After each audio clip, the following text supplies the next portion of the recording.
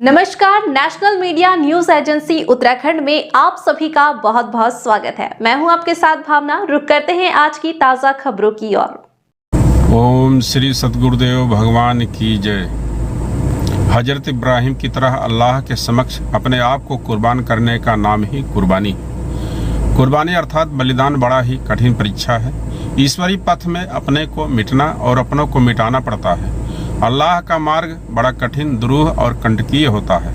कोई बिरला ही उस दुरूह मार्ग पर चलकर अल्लाह का दीदार करता है। दीदार के पहले उसे अनगिनत कठिन परीक्षाओं के दौर से गुजरना पड़ता है। ऐसी परीक्षा देने वाले महापुरुषों से इतिहास अपने स्वर्णिम पन्नों पर नाच कर रहा है।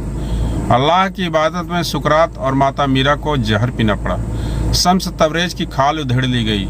ईसा को सूली मिला। महात्मा मंसूर पर पत्थर फेंके गए। महात्मा मोरध्वज को सपत्नीक अपने इकलौते पुत्र पर आरा चलाना पड़ा। ठीक इसी तरह कठिन परीक्षाओं के दौर से हजरत इब्राहिम को भी गुजरना पड़ा। कुर्बानी से खुदा की राह में हर चीज़ कुर्बान करने का जज्बा रखना चाहिए। एक बार हजरत इब्राहिम को स्वप्न हुआ कि वे अल्लाह के आदेश पर अपने सबसे प्रिय चीज़ को कुर्बान करें। हजरत अपने इकलौते बेटे को कुर्बानी देने को तैयार हो गए, लेकिन खुदा ने उन्हें एक जानवर दुम्बा दे दिया। भगवान को प्राप्ति में बुद्ध, पूरनमल, गोपीचंद, महावीर स्वामी आदि महापुरुषों ने अपना राजपाट कुर्बान कर दिया। माता मीरा अपनी राजशाही शान शौकत कुर्बान कर दिया। भक्त शिरोमणि मोरध्वज सपत्नीक अपने बेटे पर आरा चलाया। भगवान अपनी स्थिति प्रदान करने के पहले बड़ी ही कठिन परीक्षा लेते हैं।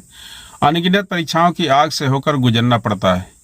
पूज्य श्री गुरुदेव भगवान स्वामी अड़गड़ानंद जी महाराज ने बताया कि ऐसे ही कठिन परीक्षा के दौर से हजरत इब्राहिम भी गुजरे। हजरत इब्राहिम को परमात्मा का वरदहस्त प्राप्त था। उनके पनाहगार में यंत्रवत चलते थे। फिर उन्होंने अल्लाह के फरमान को कबूलते हुए अपने सबसे प्रिय इकलौते पुत्र इस्माइल को कुर्बानी देने के लिए आगे बढ़े। परीक्षा की कठिन घड़ी में बेटे को नहला धुलाकर नए कपड़े पहनाकर मीना के मैदान में कुर्बानी देने के लिए ले गए और कुर्बान गाह में लटा दिया। और जैसे छुरी चलाना चाहा तो बेटे इस्माइल ने कहा कि अब्बू जान, छुरी चलाने से पहले आंखों में पट्टी बांध लें ताकि छुरी चलाते समय हाथ ना कांपे। आंखों में पट्टी बांधने के बाद छुरी चलाई तो छुरी नहीं चली। दोबारा प्रयास किया तो छुरी चली। कुर्बानी भी हो गई तो आंख की पट्टी खोलकर देखा तो बेटे इस्माइल की जगह हजरत जिब्रील द्वारा दुम्बा लेटा मिला। इस्माइल बच गए, कुर्बानी भी कबूल हो गई। हजरत इब्राहिम परीक्षा में पास हो गए।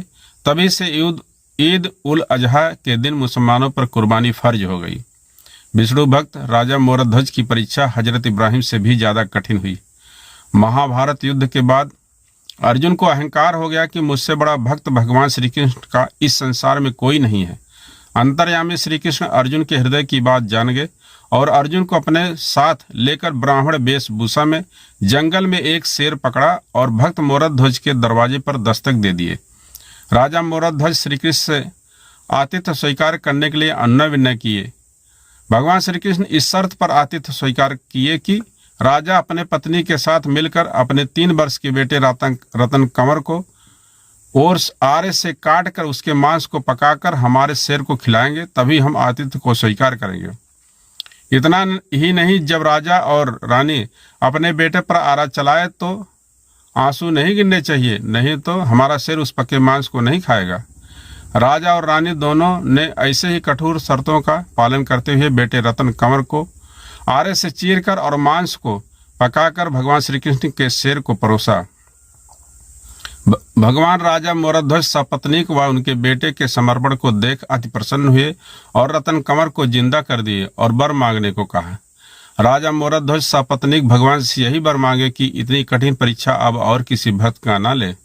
हजरत इब्राहिम और विष्णु भक्त राजा मोरध्वज की ये रही उदाहरण, उनकी भक्ति की कठिन परीक्षा जिसको उन्होंने पास किया और भगवान को भा गए। इतिहास उन्हें आज भी याद करता है। अब 2 उदाहरण और देखें। पूज्य श्री गुरुदेव भगवान परमहंस स्वामी श्री अड़गड़ानंद जी महाराज के गुरु महाराज की जन्मस्थली रामकोला में एक नत्थू खां नाम का कसाई मर गया, जो बकरे को काटकर उसका मांस बेचा करता था। मरने के बाद भी उसकी एक अंगुली हिल रही थी।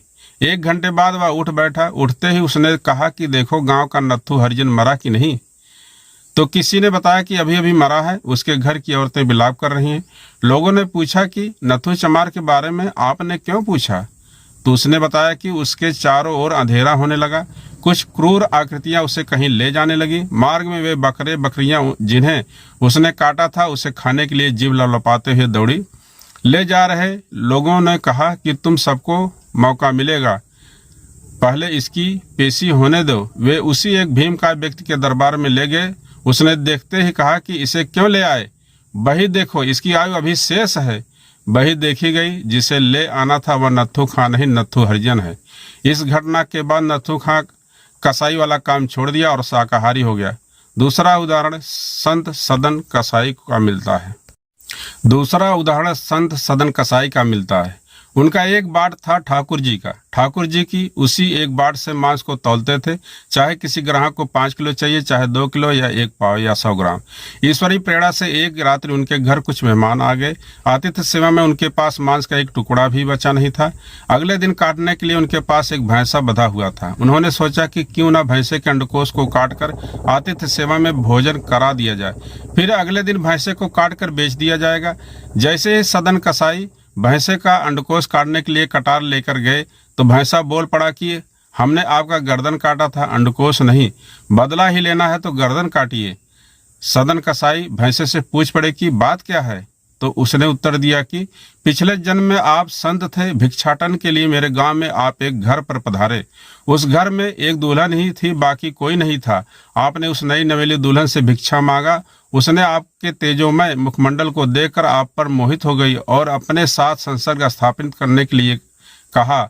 आप पर दबाव डालने लगी, लेकिन आप लंगोटी के पक्के थे, उच्च कोटि के संत थे। आपने ऐसे करने से मना कर दिया। उसने आपको झूठे इल्जाम में फंसाने की धमकी दी, लेकिन आप तब भी नहीं माने और परमात्मा का उलाहना देते हुए उसे आपने समझाने का प्रयास किया। अंततः उसने हल्ला गुहार लगाया, मचाया, आप उसके असमत को लूट रहे हैं। तभी गांव के लोग आए, आपको मारने लगे। आपको मारते पीटते सैकड़ों लोगों ने बेहोश कर दिया। मैं बहुत बाद में फावड़ा लेकर पहुंचा और आपके गर्दन पर फावड़े से जोरदार वार किया और आपका धड़ सर से अलग कर दिया। जितने लोग आपको मारे पीटे थे सबको आप काट कर बेच चुके हैं। केवल मैं बचा हूं और मैंने आपका गर्दन काटा था, इसलिए आप मेरा गर्दन काट कर बदला पूरा करें। सदन कसाई जब भैंसे के मुखरबिंद से अपने पिछले जन्मों के जीवन वृतांत की कहानी सुने तो उनके हाथ से कटार छूट गया और वे भैंसे को साकुशल मुक्त कर दिया। उसे प्रणाम किए, फिर वे भजन में लग गए। लोग बताते हैं कि सदन कसाई महात्मा सदन हो गए और उनके अंतिम समय में उन्हें लेने के लिए स्वर्ग से विमान आया था। तो कहने का अर्थ है कि 2 उदाहरण हजरत इब्राहिम और राजा मोरध्वज परमात्मा के पथ के पथिक थे, जिन्हें उस पथ का मार्ग प्रशस्त करने के लिए कठिन परीक्षाओं के दौर से गुजरना पड़ा। ऐसी परीक्षाओं के दौर से बहुतों को गुजरना पड़ा है। लेकिन आप जरा गौर करें, नत्थू खां और सदन कसाई का उदाहरण हमें क्या सिखाता है। यथार्थ गीता के प्रेता समय के तत्व दृष्टा महापुरुष परमहंस स्वामी श्री अड़गड़ानंद जी महाराज बताते हैं कि सृष्टि के समस्त जीवों का लेखा जोखा परमात्मा के पास है।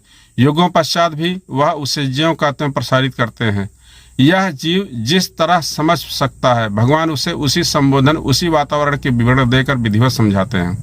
अब जरा गौर करें, हजरत इब्राहिम, शम्स तबरेज, संत रबिया, ईसा, मूसा, माता मदालसा, महात्मा मंसूर आदि महापुरुषों को अनलहक अहम ब्रह्मास्म की अवस्था क्या बकरीद मनाने से मिली थी? नहीं। अपने अपने इष्ट के समक्ष कोई बकरे की बलि देता है तो कोई भैंसे की, कोई सुअर की, तो कोई मानव को बलि देता है। ये भटकाव है, परमात्मा से मिलन की दूरी को और बढ़ा देता है। परमात्मा घट घट में रहता है, सबके हृदय में भगवान प्रसारित है। एक भी हृदय उनसे खाली नहीं है। इसलिए उस घट पर अपने आप को बलिदान कर दो, ना कि किसी जीव की बलि दो। सब घट मेरा साइया सोनी सेज न कोय, बलिहारी घट ताउस की जा घट पर घट होए।